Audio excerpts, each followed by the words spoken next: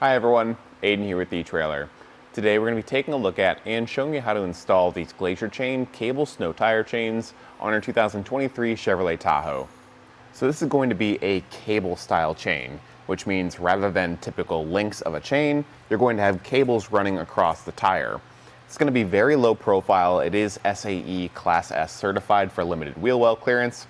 Not really a problem on the Tahoe here, but it does not take up too much space. And it's also going to give us better ride quality. We have these spring rollers over top, and it doesn't add too much height to the tire.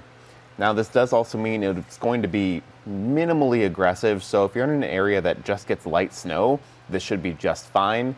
If you do experience a lot of deep snow or ice, you probably want to look into something else like a D-link or a square link that's going to have a bit more bite to it than this. The low carbon steel construction isn't the most durable thing in the world. It's a bit of a softer metal comparing it to something like a manganese nickel alloy. So this may not last as long depending on where and how often you use it.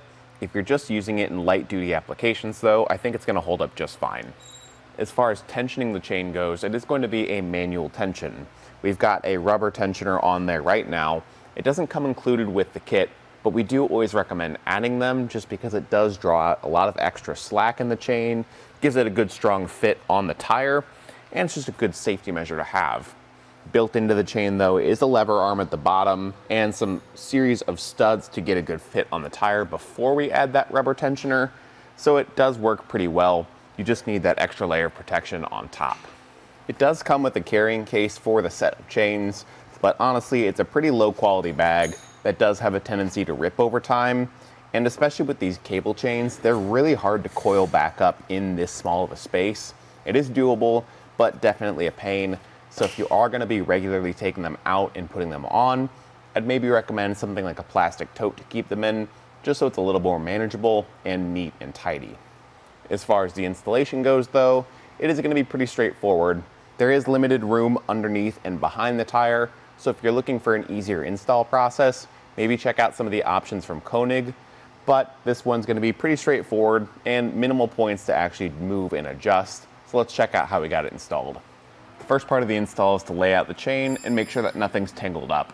Luckily with these cable chains, nothing's usually too tangled, and we just want to make sure that we've got the correct orientation. Out of the box, there's going to be a flag on each chain letting us know whether it's the left hand or the right hand side, and giving us an arrow for the tire rotation direction. That way we know that this is going to be the driver's side chain, pretty easy, and then we can get it draped over the top.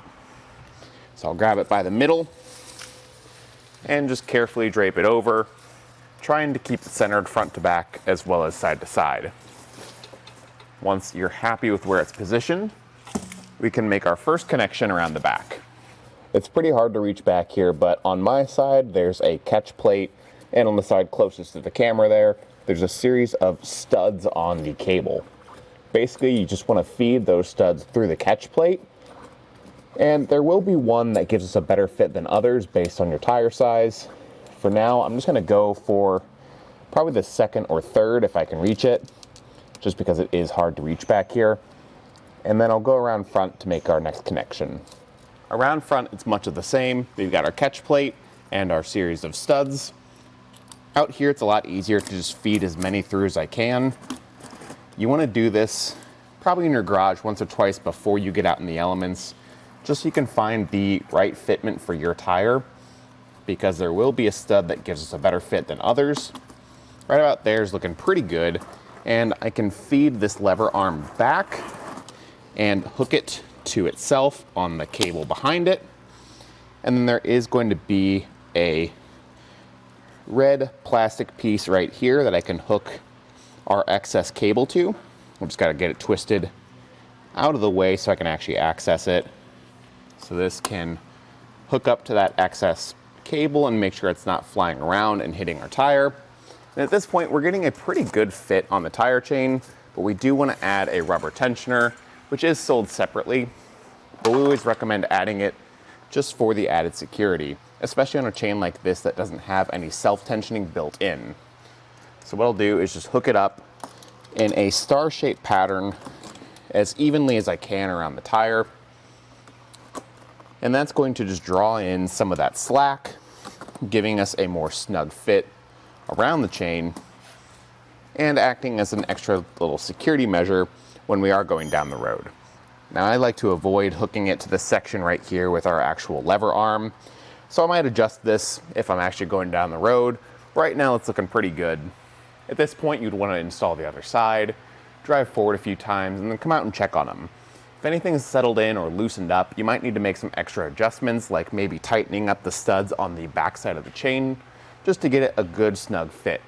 Then you're ready to hit the road. And that'll do it for our look at these Glacier Chain cable snow tire chains on the 2023 Chevrolet Tahoe. Thanks for watching.